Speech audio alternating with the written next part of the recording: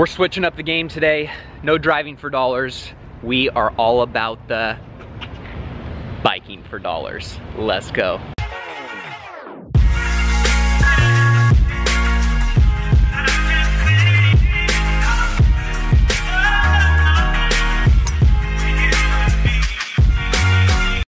Love downtown, midtown. There's a lot of stuff happening in this area development-wise, and I think and believe in what's going on with this city. I had a list of about 100 in this particular area that I really liked. I sent out a bunch of mailers and I got a ton of calls back, and I'm actually negotiating on 5 properties right now, all in this downtown area, and I really haven't even scratched the surface. So I figured today, me and Tone behind the camera are getting on the jump bikes. These are new to Sacramento as well, and we're gonna cruise around the grid and start taking down addresses of houses that are beat up. So I wanted to bring you guys along with me today, take you through the process of how I look for properties, how I take them down, the research I do afterwards, and then based on what I see, what the next steps are. So let's get going. I'm ready to ride.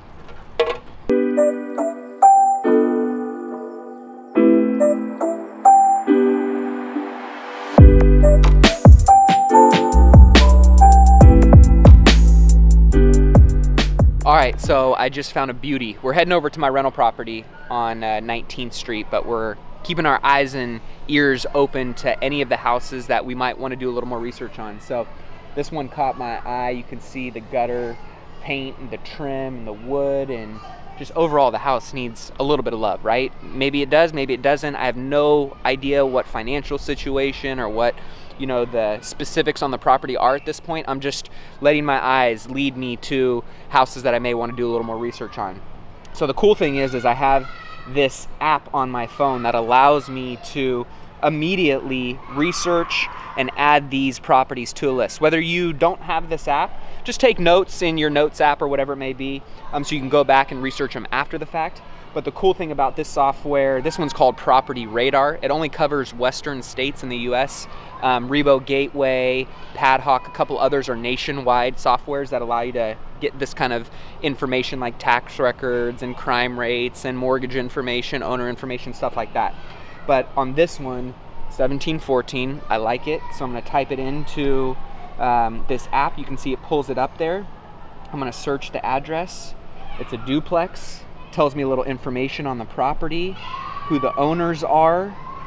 They've obviously owned this property for a really long time, so it's owned outright. It tells me what they think the estimated equity or value in it is of the home. So I immediately like this one just because, one, there's no note on it. These owners are 86, so they've owned this property for a really long time. High equity homeowner that may be looking to sell, who knows? But what I'm gonna do, without digging in and getting too far into the weeds yet, which we'll get into later in the video, I'm just gonna go add them to a list. And so what I'm gonna do is create a new list of biking for dollars, and I like to do 1 to 4 units. I'll also create a list for multifamily properties and apartments and things like that, but for this particular scenario, I'm doing biking for dollars, and let's put downtown just so I know what list I'm adding them to. And every property that I find today is going in this list, and then we're gonna go back, dig in, do some research, and figure out what the next steps are. So, good start. Let's keep going.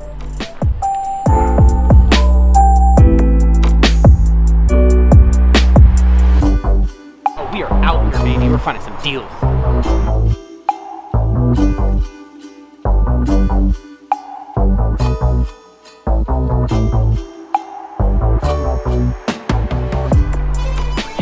Data over here. I'm seeing some gems. Now we got to get back to the office, do a little research. I'm going to take you guys through the process of basically what I look for when I pull up tax records, all of the criteria that we're going to analyze, and then determine whether we want to make the extra effort, get that extra mile to go find some of these properties, because that's what you got to do. All the competition is going after the same houses. You got to find a way to get creative and go after the ones that nobody's going after.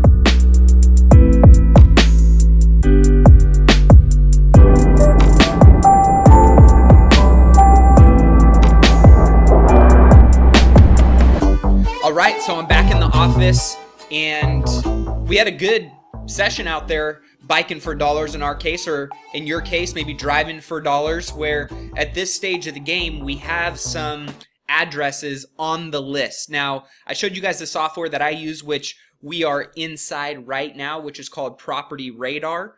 Unfortunately, only covers the western states of the US. However, there are tons of other softwares that are out there that essentially do this exact same thing. You got Freedom Soft, Rebo Gateway, Padhawk. I mean, the list goes on and on. So depending on your location, just know that you can find this data that I'm about to show you. It might just look a little different depending on the platform that you use.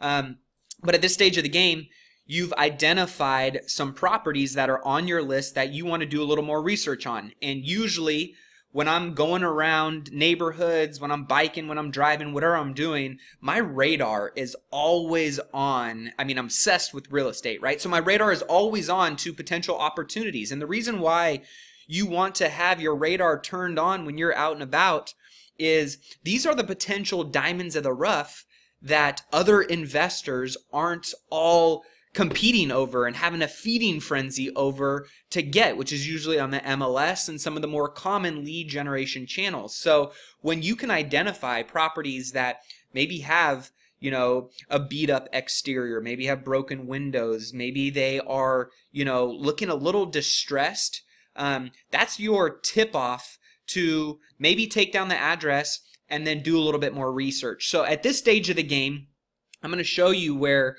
I was biking around today, and we only did it for, you know, a couple hours. I mean, Sacramento's big, so we're going to keep doing this week after week after week because I've actually started to get some properties recently around my office, my place of business that I've been wanting to, you know, buy another building. And I was like, you know what, I'm just going to, you know, go biking for dollars and I'm going to reach out to some of these people. Well, I actually did. And I got in contract on them and I was like, you know what? I need to do this all over Sacramento, being that I do the driving for dollars when I'm out in different neighborhoods, but I wanted to do it in a specific area that I want to farm and I really want to dig in and sink my teeth into and see if I can get some more assets in this particular area. So I came over here and I created these two lists. One was biking for dollars, 1 to 4 units. The other was biking for dollars, 5+ units. So multifamily buildings that I saw.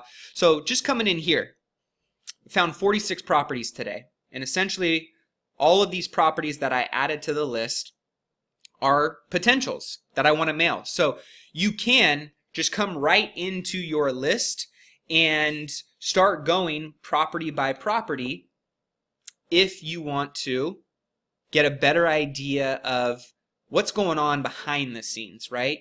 And so immediately I always like to look at the classification of the property. So this one's a duplex. It was built in 1893, so it's definitely an older property.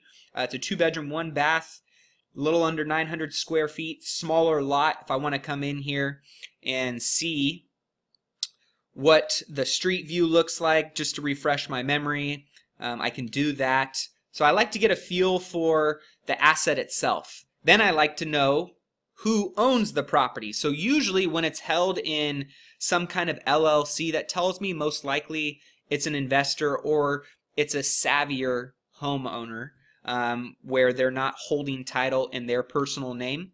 But digging into the property, I want to get a little bit more information. And just so you guys know, to preface this, I will, before really getting into the weeds and researching all these properties, if I like them, and I see based on my quick analysis that, you know, they're not upside down, that they have, you know, some kind of equity in them, I'm just going to go ahead and send them one of my generic mailers that I send out to all of my properties. This one will be a little bit more customized, saying something along the lines of, hey, I see you own the property at 2705 U Street in Sacramento.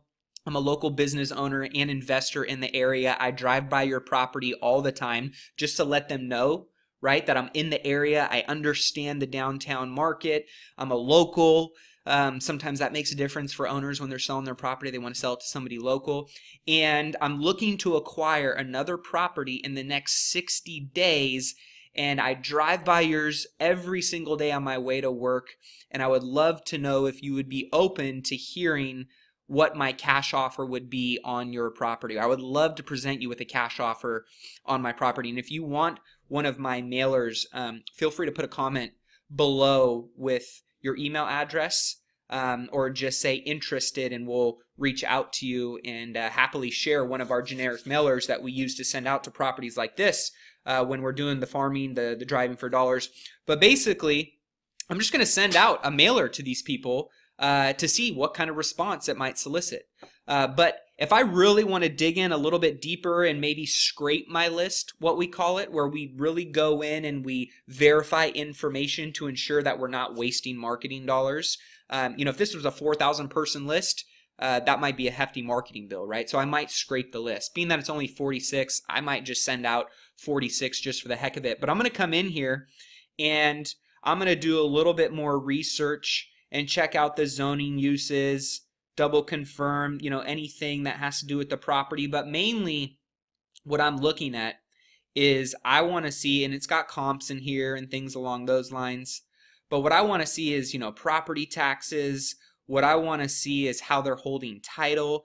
And usually what I can see is when they purchased the property. Now, when they purchased the property in 2009 for $184,000, let's go over to Zillow and just see if there's any old photos of the property that I can dig up. Doesn't look like anything is popping up here. But going back over here, I can put in notes that have to do with this. If there's any files that I want to add, I can do with this. I can actually run my investment analysis in here if I want to, which is why I love this software. But overall, it's a pretty good property, right? So I'm going to go ahead and see if I can send a mailer to these people. And what it usually has is, okay, Arnold Troy and whoever this is, 20% LLC, their mailing address, obviously this is a rental for them because the mailing address is separate from the actual address up here. So this is a landlord. It shows that they purchased the property for $100,000.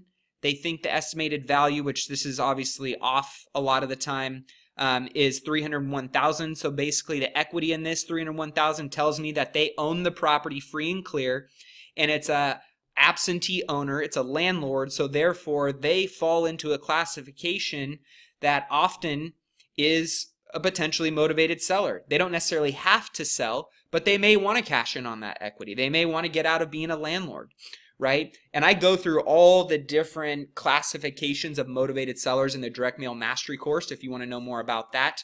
It's a very cheap course, and it is packed with content when it comes to how to direct mail and direct mail properly. There's a science to it. You want to make sure that you do this the right way if you want to get an ROI on your marketing dollar and the time that you put into this, right? Not have it be an expense in your business, but actually have it be something that gives you an ROI. It's an investment, and you know you're going to get a return on it, but you got to follow the proven science behind direct mail. So I created a course for that, being that that's one of the most prominent ways I consistently generate leads and profit in my real estate investing business, and I'm able to do tens of 20s of 30s of flips every single year. Part of that is because of direct mail.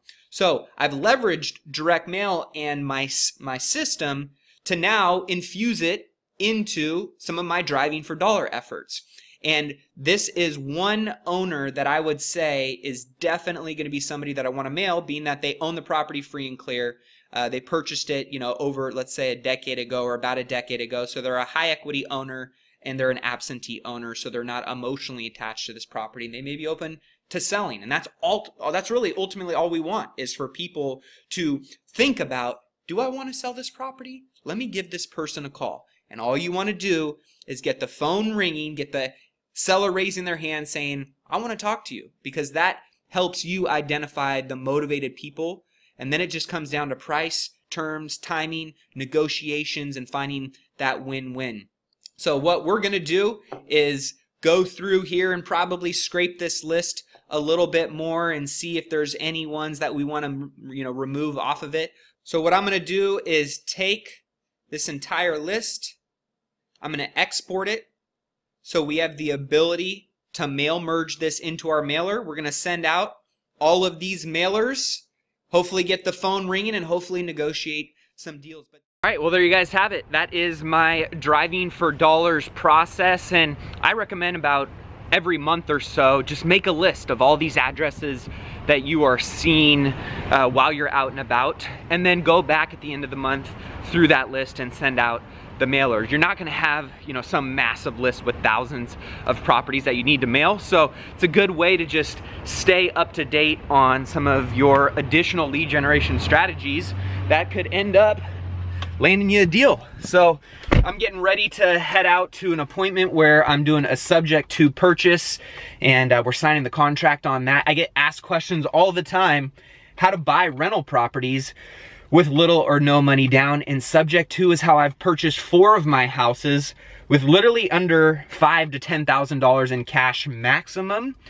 And that is where I'm able to leave their mortgage in place, not have to go qualify with a bank and give them tax returns and credit checks and all that kind of stuff, right? I let the homeowner do that, and based on the right situation, the right terms, the right timing, there are gonna be opportunities to purchase homes subject to. So I'm gonna go ahead and create a video, a vlog on this to document what this looks like for anybody that wants to, you know, understand how to leverage this creative financing opportunity, being that it is so freaking money when all of the ducks line up in a row and the situation's a win-win for everybody, and you get a freaking rental property that increases your net worth, increases your passive income. It doesn't get much better than that. So be sure to stay tuned for that. If you guys got any questions or comments on this video, post those below, as well as if you liked the video, if you enjoyed kicking it with me, give me a thumbs up, like this video, and if you're not subscribed to the YouTube channel yet, please be sure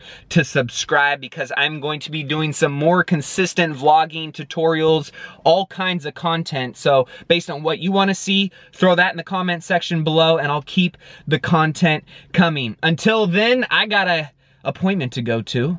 I gotta go secure this deal. I gotta go open escrow. I gotta go make some more money.